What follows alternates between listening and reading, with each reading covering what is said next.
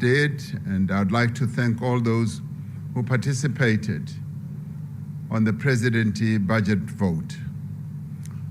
I have addressed this House now 3 times in the past week, outlining the agenda of the Government of National Unity and the steps that we intend to take to place our country on a path of growth and renewal.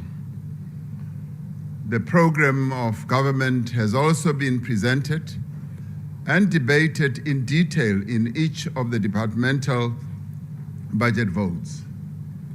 And at the heart of all the policies that we adopt and the actions that we take, running as a thread through all the debates, is the question of what kind of country we want to build. Many of us in this Parliament have dedicated our lives to the pursuit of a South Africa that is free, democratic, united, and prosperous. We believe in our country's potential, and we believe that the people of South Africa do have what it takes to build a truly great nation with a thriving economy that creates jobs and lifts millions of people out of poverty. We seek to build a society in which every person enjoys the same opportunities regardless of their race, their gender or background, in which every person is free to be exactly who they are or what they would like to be, in which we embrace our diversity and the inherent worth of every human being. Our struggle against apartheid was not only a struggle for liberation from racial oppression, it was also a struggle for a better life, for a life of dignity and economic opportunity for all. Yet, for too many South Africans, despite the many ways in which their lives have improved over the past 30 years, the promise of a better life still remains elusive. This is true for every person who is forced to live on the street for lack of shelter. For every person, or parent rather, who is forced to forgo a meal so that their children can eat. For every young person who leaves school with a certificate but cannot find a job. It is the plight of those who are poor, unemployed, and living lives of great hardship that should occupy our attention collectively. It is the great challenge of our democratic government and the intention of this administration to fulfill that promise of a better life for all. We have the skills, the talent, the resources, and the will to do this. And we have an opportunity now through this Government of National Unity to come together to make this vision a reality. It is, Madam Speaker, this belief in our enduring ability to improve our society and what we can achieve as a nation by working together that motivates me, and that is the driving force of this presidency. The Constitution requires me as President to promote the unity of the nation and all that which will advance the Republic. In carrying out this constitutional mandate, I consider it my overriding duty with all of us to create a society that is more just, more equal, more compassionate, and more humane.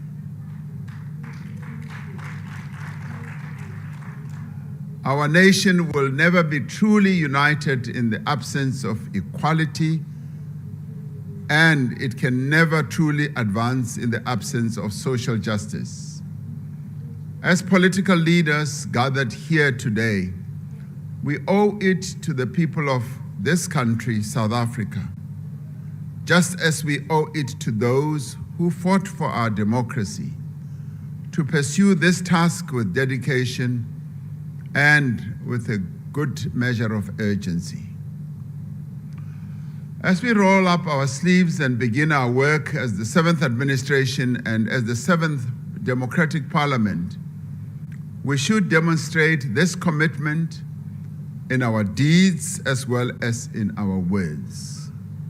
So let us engage constructively with respect.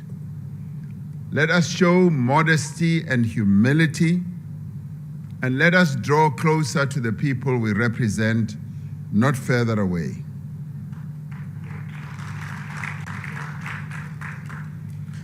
Let us show in our actions that we are here to serve our people, not to enrich ourselves or to access positions of privilege. Above all, let us show that government will work for the people and that we can create a new era of growth and prosperity in our country.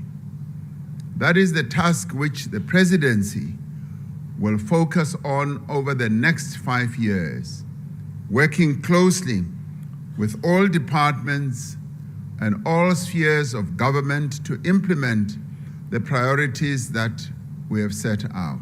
And indeed, it is this that we want to engage in working with this parliament as well. There are some, like Honorable Hlophe, who question the role of the presidency in undertaking this task, or whether it really needs the budget that we have tabled in this vote. Some have argued that the presidency should reduce its responsibilities, while others, like Honorable Malema, have argued that we should take over more functions, such as the police, for instance. It is important to understand that the role of the presidency is to provide leadership and coordination to ensure that the commitments that we make as a government are implemented swiftly and effectively, and to steer the ship of government, working through all its structures in the right direction. Some of you have correctly said that the presidency has convening powers, but it is much more than that. It is to ensure that there is intergovernmental cooperation and execution. It is to ensure that we break down the silo mentality or approach to work and get everyone to work together. Some in this House have said that we are building a super presidency that subsumes the role of government departments. On the contrary, the presidency complements and strengthens the work of government as a whole. The role of the presidency is to guide planning, coordination and oversight, and support for the agenda of government through institutions such as the Cabinet Office, the Project Management Office, and the Policy and Research Services. A number of speakers have raised the issue of the manner in which Parliament exercises its oversight functions with respect to the presidency, including the possibility of a dedicated oversight committee. It is correct and proper that Parliament, through its relevant structures, should give this matter consideration and determine the most appropriate way to fulfill its constitutional responsibilities. The presidency, like the rest of the executive, is committed to honor its accountability to Parliament.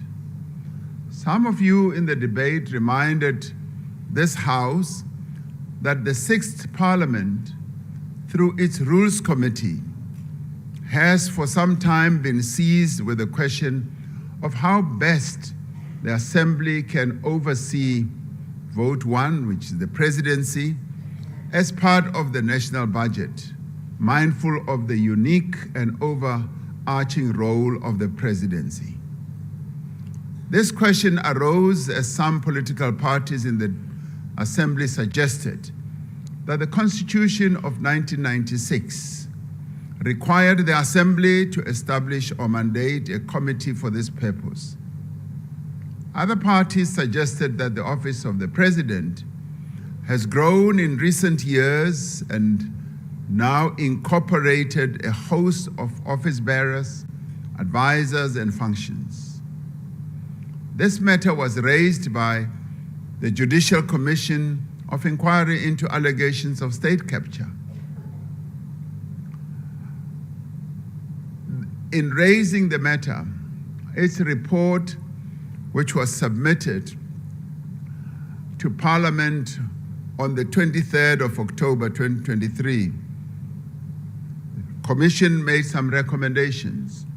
Amongst others, the Commission said, Parliament should consider whether it would be desirable for it to establish a committee whose function is or includes oversight over acts or omissions of the President and Presidency, which are not overseen by existing committees. On the 25th of April in 2023, the Rules Committee of the National Assembly agreed that it would be instructive for a delegation of members to undertake a study tour, as we heard reported here, to engage other counterparts in comparative parliaments on this matter.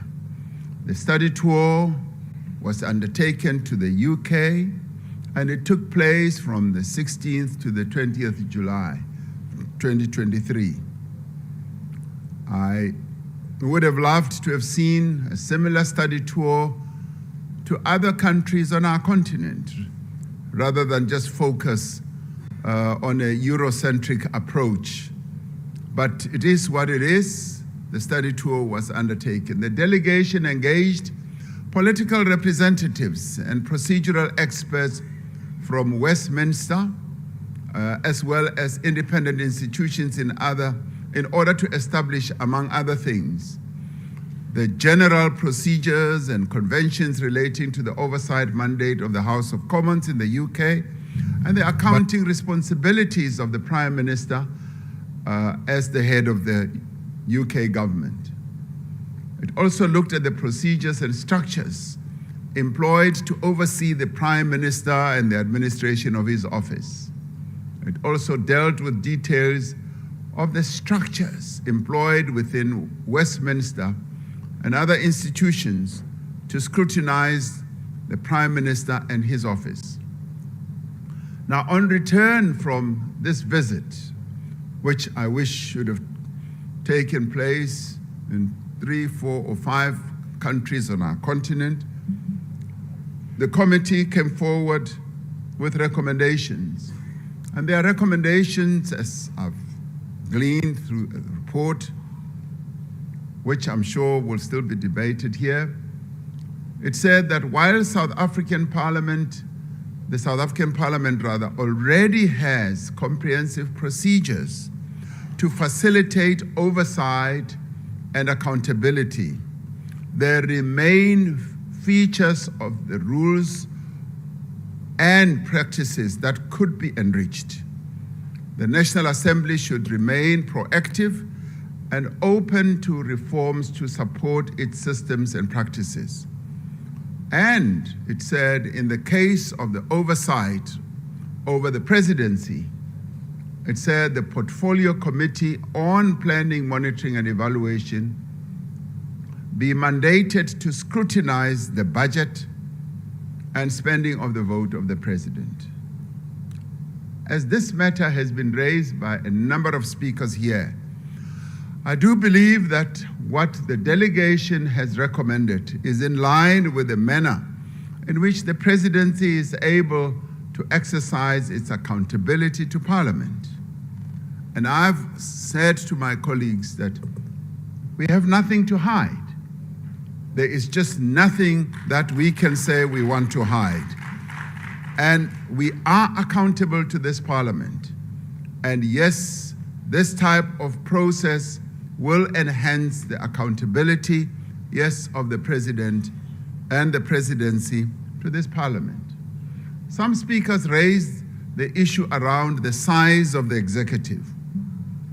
While we continue to seek ways to use the resources of the state optimally and sensibly, we have also had to ensure that we achieve inclusivity as well as balance, particularly now as we have set up the Government of National Unity, which is an unprecedented development in the history of our country, to have up to 10 parties participating in the Government of National Unity.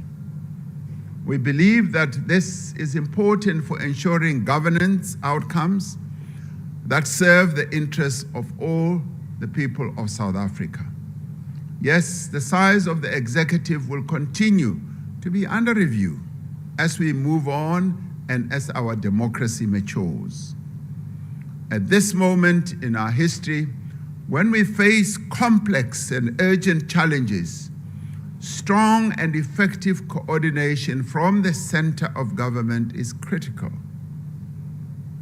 We have seen in practice the value of this approach through mechanisms led by the Presidency, such as the coordinating committees we have set up to deal with challenges such as energy and logistics and the entire reform process through initiatives like Operation Vulindlela.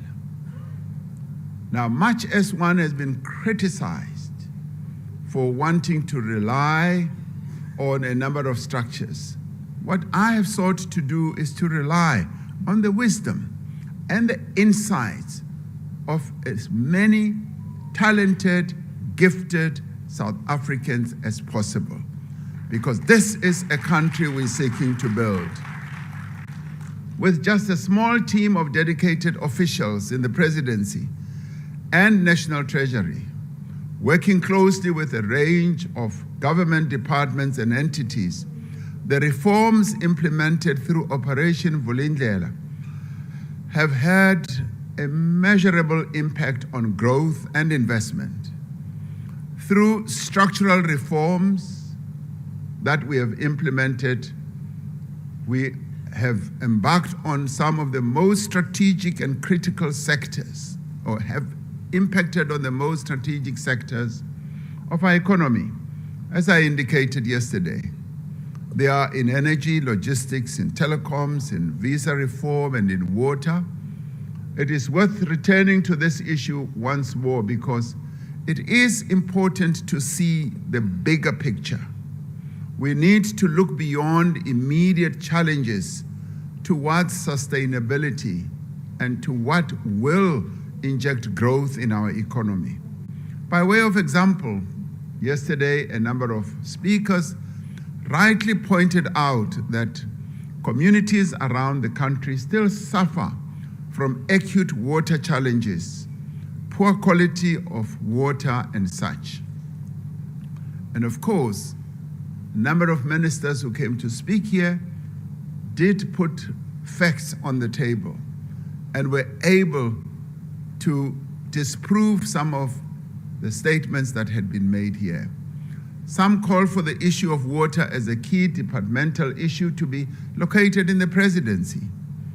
The reforms that are underway in water, like reinstituting water quality monitoring systems, developing a raw water pricing strategy, and establishing Water Partnership Office to develop water infrastructure, have direct and material benefits for service delivery. Improved water infrastructure ensures more reliable and sustainable water supply. Water quality management systems mean cleaner water and a reduced health risk for our people. The ultimate beneficiary is the people of South Africa. and the strengthening and enhancing the economy of our country. The same can be said of the other reforms being implemented. These are not some abstract plans going on, somewhere. They are laying a robust foundation, perhaps the 10 foundation stones that one honorable member spoke about, for sustained economic and social progress. A number of honorable members also raised the important issue of the reform of our state-owned enterprises ownership model. Now, as I indicated in the opening address, we are introducing legislation to establish a state-owned holding company to oversee and coordinate key strategic SOEs. Now, to coordinate, to ensure that there is line of sight, so as to make sure that we are able to see at one glance, on one radar screen, precisely how our state-owned enterprises are functioning, what their financial health is, what their operational capability is, what their policy frameworks are, and how they are progressing in terms of meeting our overriding objectives. The legislation will assign the functions of the holding company, which will cover issues of governance, how boards are appointed. We have found that the number of state-owned enterprises that we have different ways of appointing boards, and yet we are the same government, and we have the same one shareholder, and every state-owned enterprise does as it likes, and I'd like to see that coming to an end. We must all be pointing in the same direction. At times, some state-owned enterprises don't even issue their financial reports for years. And all this happens below the screen or even underground. And we carry on, and yet a state-owned enterprise is collapsing. The holding company will help to coordinate, to have line of sight, where even Parliament will be able to see exactly what's happening at one go. When it is time for reporting, everyone will be expected to present their wares and their reports so that we can see how the balance sheet looks like, how the income statement looks like.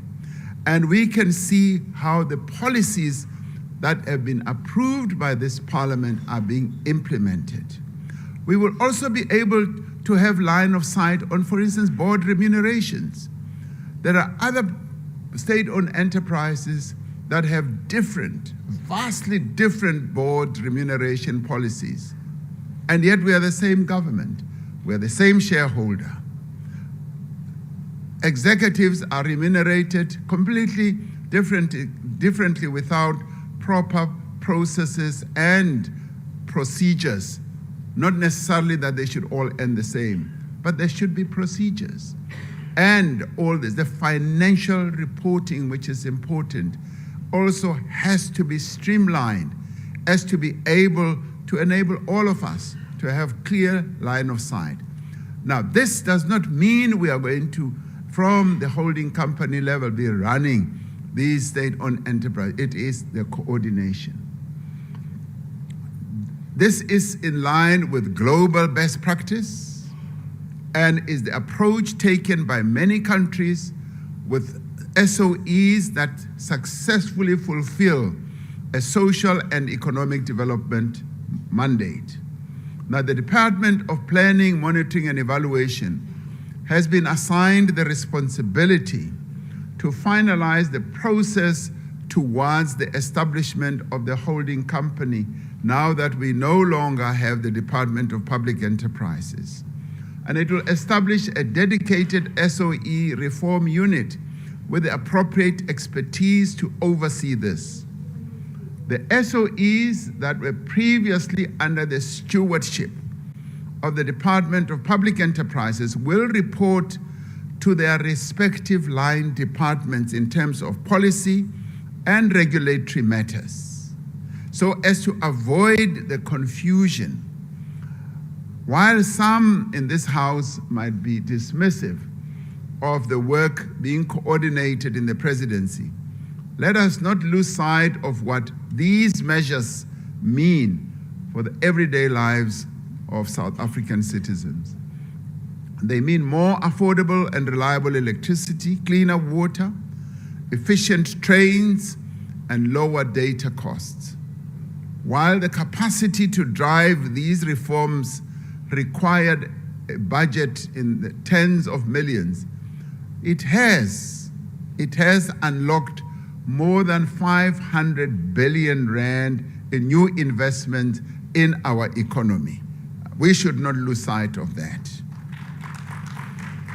We must therefore think not only of what it will cost for the presidency to play this important role effectively, but what value the work of the presidency will have for our economy and our society.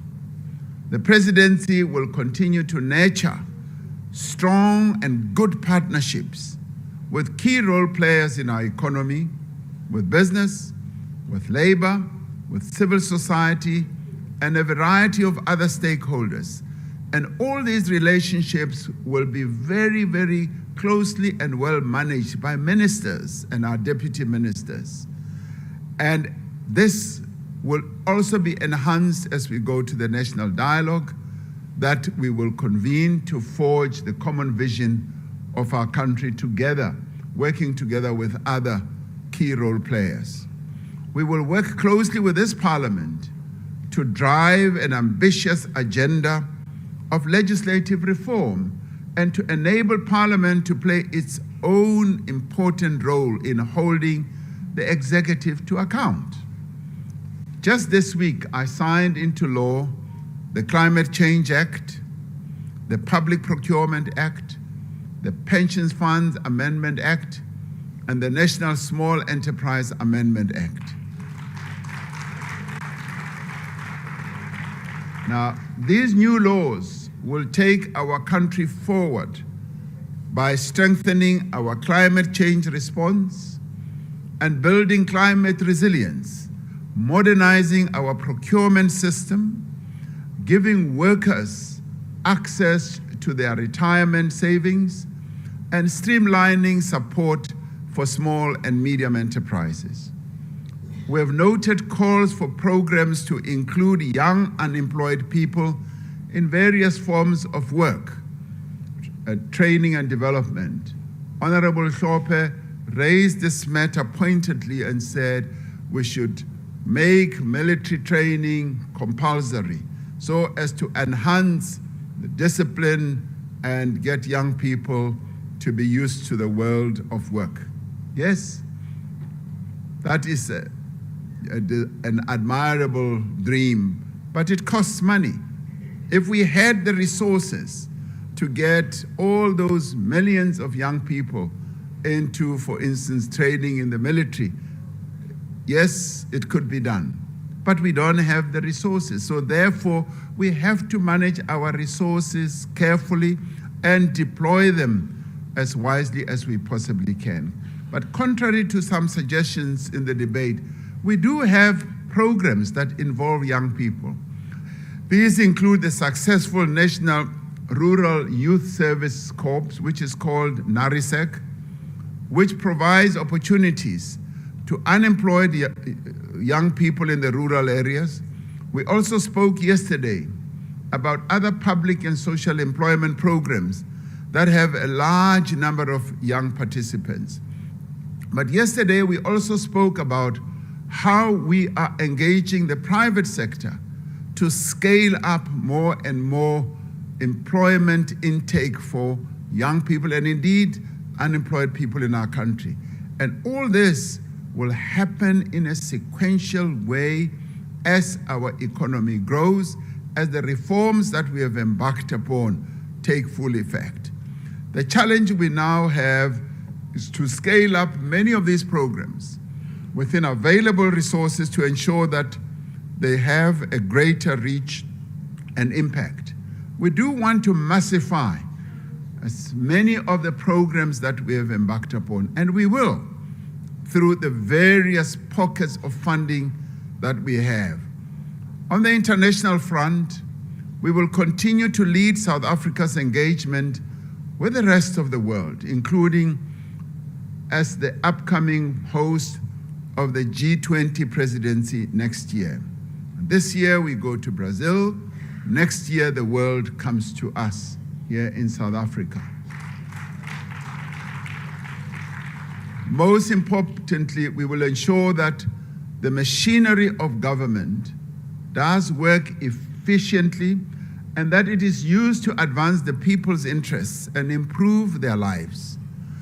We will ensure that we reduce waste, we rationalize and restructure our state-owned enterprises, and continue to direct the majority of our budget towards sustaining the social wage and investing in infrastructure, as we have said over the past 3 days.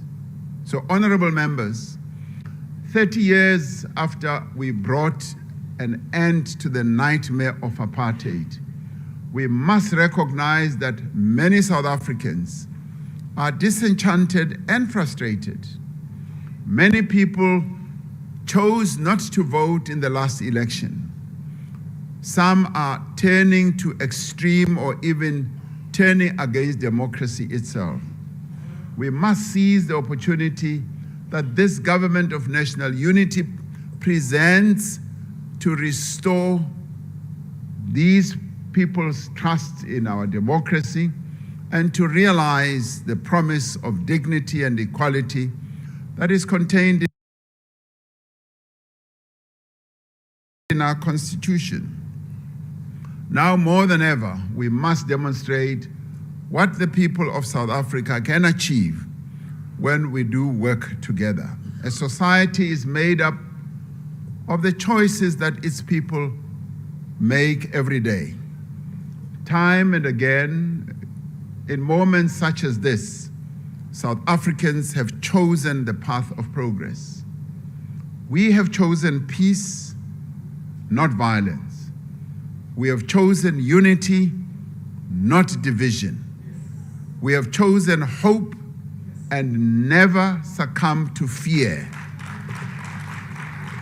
We have risen above adversity and we have beaten the odds, even as democracy comes under threat across the globe, with the rise of authoritarianism and ethnic nationalism in new forms. Our democracy proudly remains firm, and that is what we should be proud of.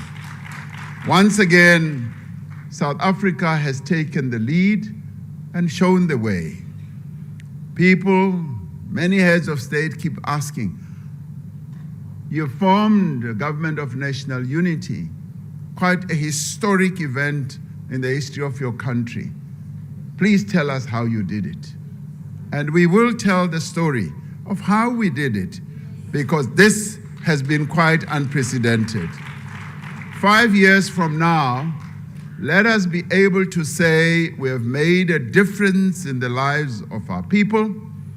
Let us ensure that we take our beautiful country closer to the society of which we have all dreamt of. And let us make sure that we do not leave anyone behind. I thank you all for participating in this debate. Thank you. I thank the Honorable President for your response.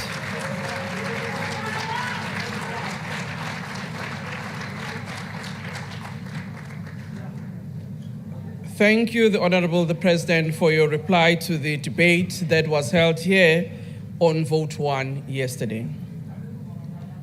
I request members to stand and wait for the chair and the maids to leave the chamber. That concludes the debate on this budget vote and the business of the day. The House is adjourned.